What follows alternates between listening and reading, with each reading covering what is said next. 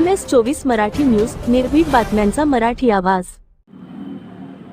नमस्कार, मी गजानन पाटील, ऊस उद्योग कामगार संघाचं काम बघतोय. आता यशवंतराव मोहिते कृष्णा सहकारी सार्वत्रिक निवडणुकीचे प्रचाराचे रमधमाळ सुरू असताना माजी चेअरमन सहकार पॅनलचे प्रमुख यांनी कृषी महर्षी आबासाहेब मोहिते संस्थापक पॅनलचे प्रमुख अविनाश मोहिते दादा यांच्यावरती काही गंभीर आरोप केले. या आरोपामध्ये कोणतेही तथ्य नाही.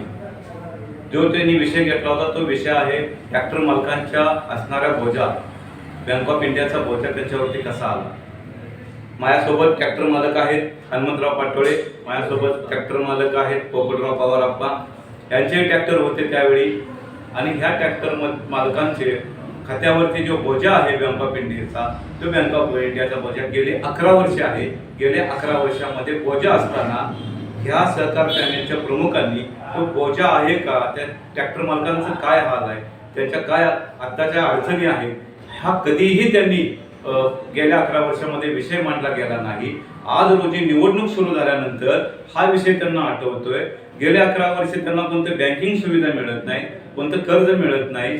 त्यामुळं त्यांच्या असणाऱ्या बोजामुळं त्यांचे आर्थिक आणि मानसिक त्रास त्यांना सहन करावा लागलाय. त्यांचे कुटुंब आज त्रासात आहे. काही कुटुंबांनी सर्व वाहन मालकांची भेट घेतली. हा विषय आम्ही ज्यावेळी त्यांच्या पुढे मांडला त्यावेळी ते समजले की गेल्या 11 वर्ष असणाऱ्या सत्ताधारी पॅनल, जे पॅनल सहकार पॅनलचे प्रमुख आहेत, चेअरमन आहेत, त्यांनी याबाबत ह्या असणाऱ्या 796 ट्रॅक्टर मालकांना कोणताही दिलासा दिला नाही. परवा त्यांनी एक मीटिंग आयोजित केली. जो मीटिंग तोडणी ऊस वाहतूक करणाऱ्या ट्रॅक्टर मालकांची घेतली, एका हॉलमध्ये घेतली.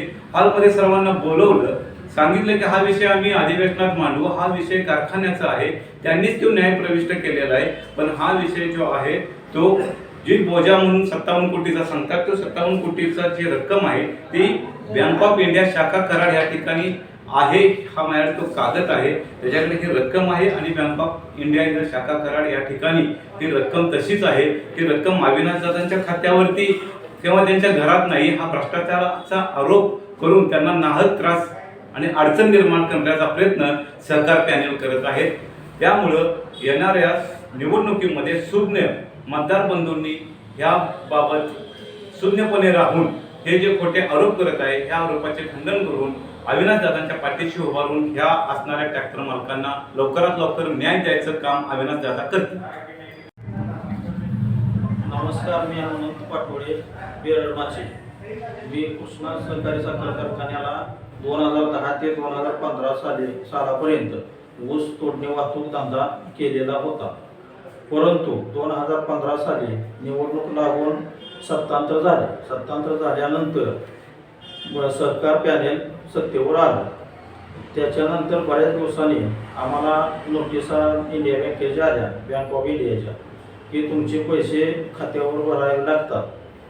तर आम्ही धंदा केलेला कुठं गेला चौकशी केली असता सहकार पॅनेलच्या सत्ताधारी मंडळींनी त्यांच्या जवळच्या लोकांचे, वाहन मालकांचे पैसे भरलेले होते. 17 ते 18 वाहन मालकांचे पैसे भरलेले आहेत, परंतु बाकीच्या वाहन मालकांचे पैसे भरलेले नाहीत. नमस्कार, माझं नाव महेंद्र महादेव पवार, पोपट पवार आप्पा या नावाने मला ओळखतात. माझे कृष्णा कारखान्याला 2 ट्रॅक्टर ऊस वाहतुकीसाठी होते. ते पण पहिल्या दुसऱ्या नंबरात असताना आज आम्हाला बँकेच्या नोटिसा येत आहेत की 30-30 लाख रुपये तुमच्या बोजा झाला आहे, तुम्ही भरला पाहिजे. आम्ही न केलेल्या गुन्ह्याची शिक्षा भोगाय त्या राजकारणापोटी आम्हाला लागत आहे. त्याचा आम्हाला नाहक त्रास झालेला आहे.